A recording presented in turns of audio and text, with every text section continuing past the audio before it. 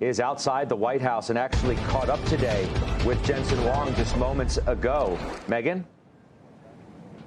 Hey, Scott, that's exactly right. So we've been here just outside the White House all morning because there was a meeting this morning between the Biden administration and top tech leaders on AI. We saw Sam Altman of OpenAI. We expected Ruth Porat of Google, Dario Amodei of Anthropic, Brad Smith of Microsoft. We're all here. And then we caught up with Jensen Huang of Nvidia, as you mentioned. We got to talk with him for a few minutes about the 2024 election, about that meeting, about AI, and his thoughts on all of it. We have the tape here for you. Let's listen in.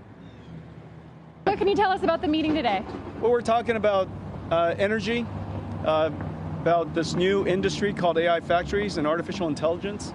And obviously, we're at the beginning of a new industrial revolution.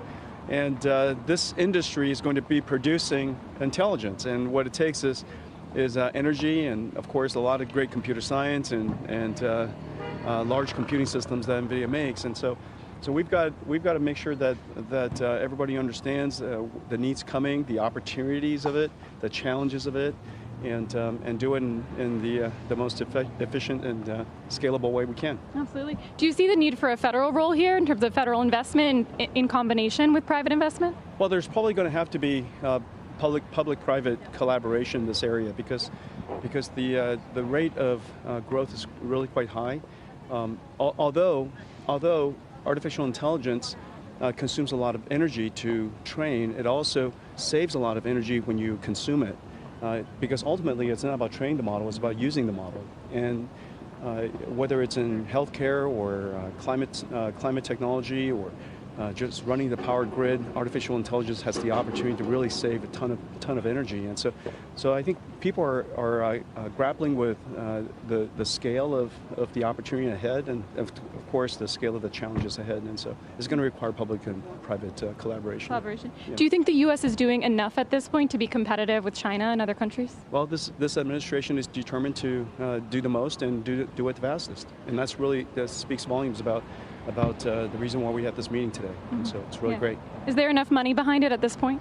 Well, if this country doesn't have the money, I don't see anybody else in the world that can possibly take advantage of this incredible new industry. And so, I think people are starting to realize that AI is not just a new computer science. It's a new way of doing software. It's going to, of course, revolutionize the computer industry, but it's going to create a whole new industry that sits on top of it, that produces intelligent skills and produces knowledge. And this industry is going to be quite large. It's going to be hopefully the most exciting of the new industries that the world's ever seen.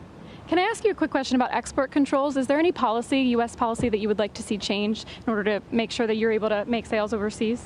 Well, export control and national security, industrial resilience, supply chain resilience, all of those matters are really complicated, and this administration understands the nuance of it. And so we would like to see, of course, the U.S. industries be as vibrant as possible, to export American standards all over the world, and to have the rest of the world be built on American standards. Of course, national security, incredibly important, and we have to safeguard all of that at the same time. And so this is why policymakers have such a difficult job. They have to balance all of these various requirements and make sure that we have a great policy that somehow balances and keeps all of this up in the air and thriving. And so I think the most important thing for us is just make sure that we inform the administration on what we know about the technology and the industries that we're cultivating, and 100% make sure we comply with the policies. Can I ask you one more question on tariffs? With this election, there's a lot of talk about potentially across-the-board tariffs of 10 to 20% and up to 60% on China. Do you have concerns about how that would impact NVIDIA's business, or concerns about the policy in general? Well, I'm not very informed in most of that stuff. I think our company, of course, serves industries globally, and we're one of the few companies in the world that serves every single AI company in the world. And we're in healthcare and logistics and transportation and retail and e-tail. I mean, the number of industries that we serve is really quite large. And so, obviously all of these matters are complicated and requires nuanced thinking from the administration. So I trust that they're going to make great decisions. Yeah, absolutely. The number one thing we tend to hear from business leaders is on stability, especially when it comes to this election. Do you have thoughts on supporting one candidate over the other, especially when it comes to keeping a calm, stable business environment?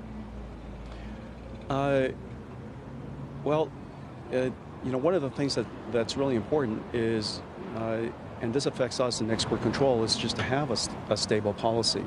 Of course, policies has to adapt to the changing environment, and in our world, the changing environment is literally real time, and so I appreciate the challenges it has on the administration, and meanwhile we have to simultaneously seek and strive for American technologies to be the safest choice, to be the best choice.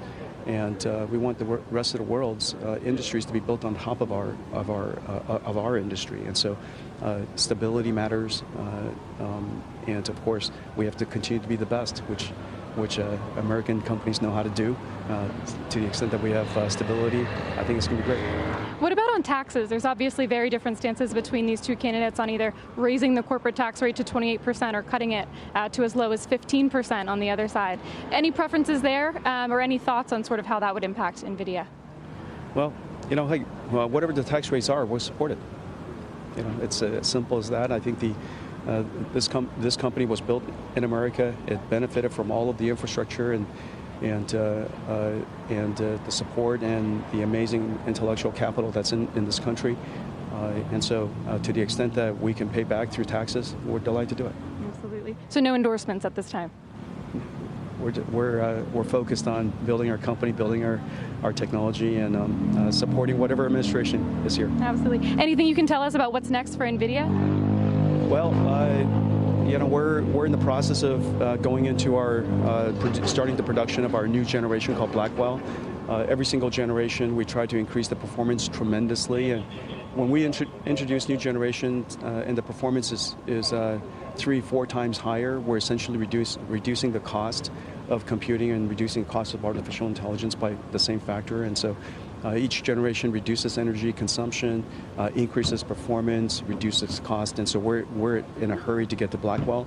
We're in full volume production of Blackwell, and every company in the world is chomping at the bit, for us to ship it to them.